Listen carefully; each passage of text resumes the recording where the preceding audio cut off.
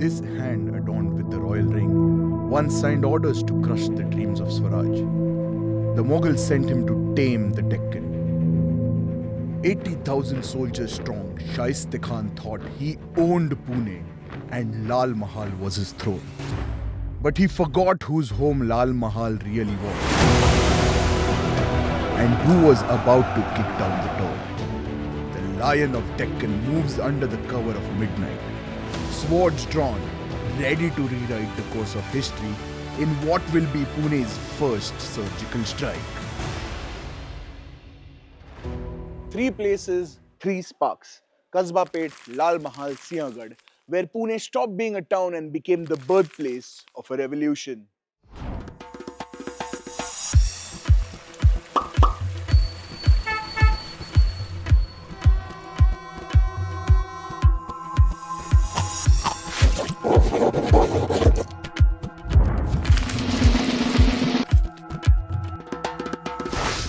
In 1637, Shahaji Raje's rebellion was over.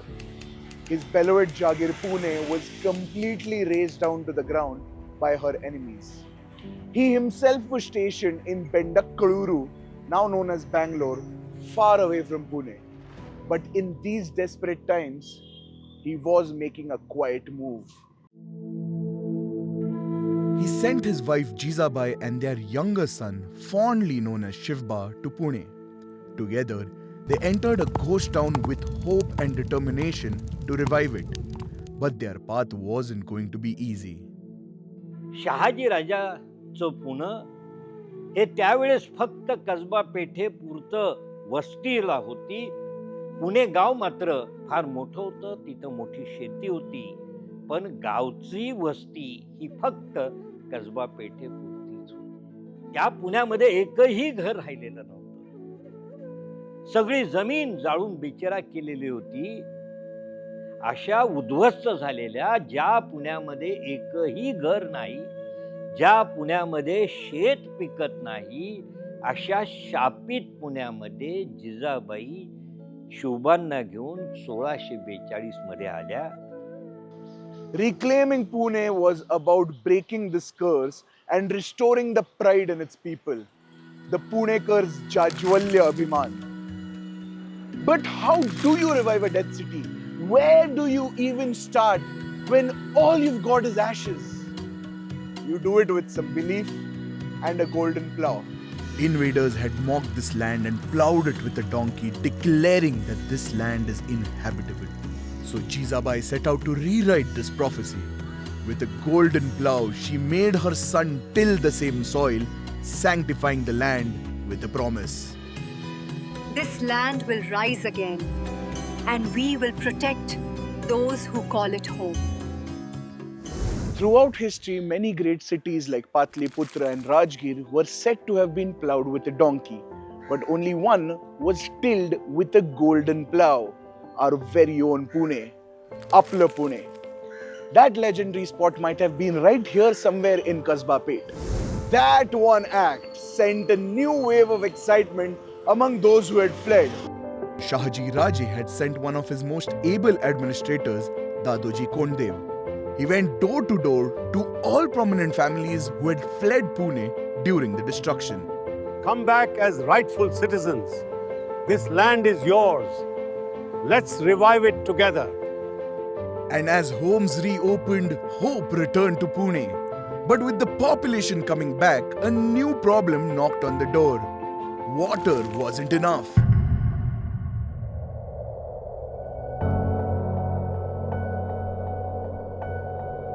This meant no irrigation, no crops, no trade. All in all, a deserted economy. Water was the lifeline Pune desperately lacked. So they built a dam near Parvati, curving like a sea, to trap the old Ambe Odha stream. The Seri Parvatiche Dharan turned cracked lands into green fields. And it was another significant step towards giving Pune its pulse back. All arrangements were made to make agriculture possible. One by one, the strong leadership of Jizabai was taking down all the challenges.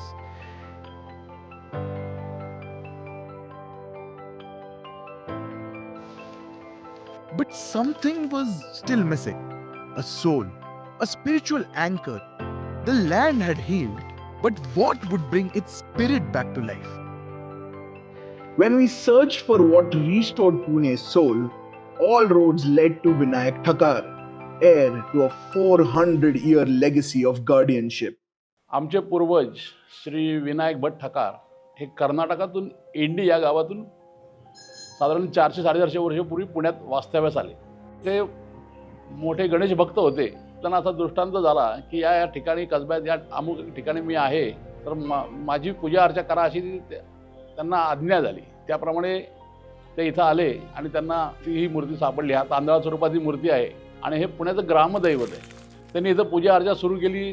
जेव्हा छत्रपती शिवाजी महाराज राजमाता जिजाबाऊ भोसले यांच्यासमोर 1637 साली जेव्हा पुण्यात आले होते, म्हणजे पुणे बेचिराग झालं होतं, नवीन घरात प्रवेश करतो त्याप्रमाणे त्यांनी या गणपतीचे आशीर्वाद घेतले आणि ही जी भरभराट झाली ही या देवाच्या आशीर्वादाने झाली असं म्हणायला हरकत नाही.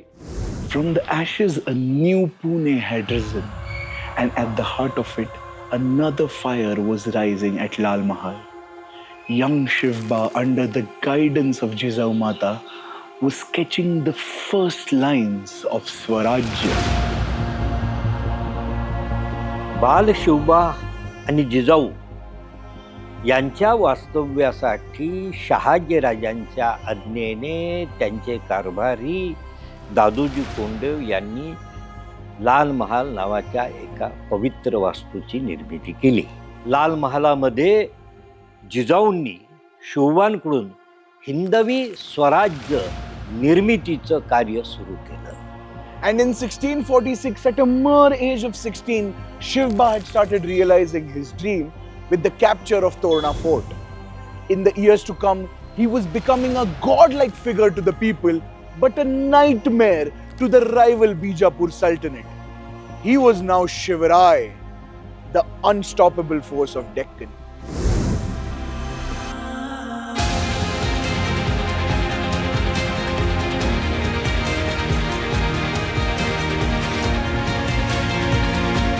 Outmaneuvered by his forces and outsmarted by his tactics, the Sultanate of Bijapur ran to the Mughal Emperor Aurangzeb for help. And thus began one of the greatest rivalries in world history. And its first chapter was stamped by the extraordinary genius and courage of Shivarai.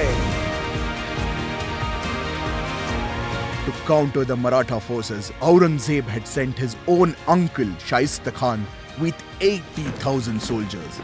Shaista Khan came marching from the north, strategically smashing all Maratha strongholds, and stopped at Pune, occupying Lal Mahal, Shivrai's home. Shaista Khan believed that he had Marathas against the wall, but little did he realize his foe knew his fortress better than him.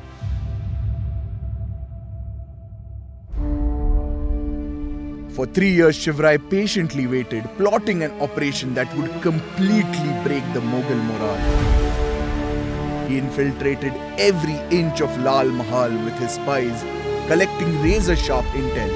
He started planting his troops in Pune, disguising them as merchants, servants, and saints.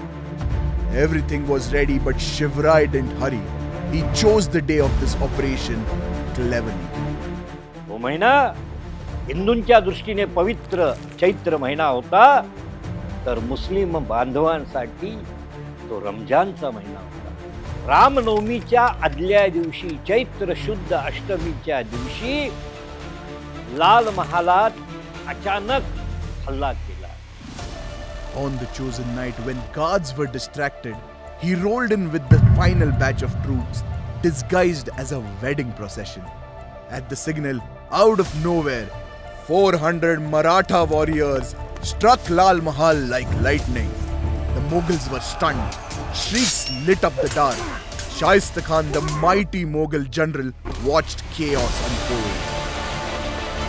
In a matter of few hours, Shivrai had taken away his prestige, the life of his son, and his 3 fingers. He barely escaped, jumping out the window like a thief in the night. And Shivrai, with his men, disappeared into the shadows just as quickly as they came. But they had made their message loud and clear. Swaraj wasn't coming quietly, it was roaring.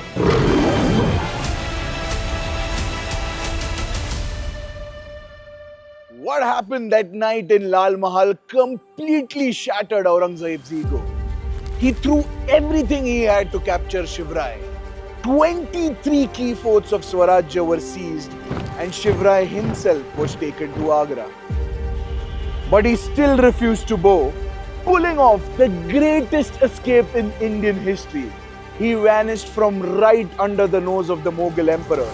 He returned to Deccan, and this time he wouldn't settle for anything less than Swaraj. Once back for a few years, Shivrai played a patient game, appearing to have been silent while plotting his next move. By 1670, the moment was right. Shivrai was ready with a plan, and Pune was yet again at the center of it. Gondhana, one of the major forts lost to the Mughals. It was going to be the first to be recaptured, but every approach to the fort was guarded. Every gate a death trap. Shivrai was perplexed. Who would lead this impossible mission? One man stepped forward. Subedar Tanaji Malusare. One of his greatest generals. The kind of man who'd risk everything for Swaraj. Tanaji मालुसऱ्यांचा पुत्र रायबा याचं लग्न होतं आणि त्या लग्नाचं निमंत्रण घेऊन तानाजी मालुसरे शिवाजी राजांना भेटायला राजगडावर आले होते. तानाजी मालुसरे म्हणाले, आधी लगीन कोंडाण्याचं मग माझ्या रायबाला. Tanaji first scouted the enemy's defenses and found a loophole, a steep, unguarded cliff. Tanaji knew if he had to capture Kondana, this was the only way. So in the dead of the night, Maratha soldiers scaled the rock face, silent as shadows. And then, chaos. They stormed into the fort, shaking the ground under the Mughal feet. Tanaji fought like a storm, encouraging his troops to fight for every inch. Fight on, brothers! Swarajya never retreats! By dawn, the Maratha saffron flew over Kondana, but Tanaji was gone. When Shivrai heard the news, his voice cracked. गड आला पण सिंह गेला. जरी गड आला, कोंडाणा गड आला, परंतु माझा सिंहासारखा माझा तानाजी मालुसरे, माझे सुभेदार कामी आले आणि त्या क्षणापासून कोंडाणा किल्ल्याचं नाव सिंहगड असं पडलं. In 1674, Shivrai was crowned the Emperor of Maratha Empire. He was now Chhatrapati Shivaji Maharaj. Under his rule, Pune and Maharashtra saw unprecedented rise. But in 1680, when Chhatrapati Shivaji Maharaj passed away, things got a bit shaky. His eldest son, Chhatrapati Sambhaji Maharaj, a brave king and a polyglot, continued the resistance but was treacherously captured and executed by Aurangzeb. His wife and child held captive. But in those troubled times rose new heroes, and thus rose the status of Pune to the de facto capital of the country. We are talking about a new era, the greatest chapter in the story of Pune.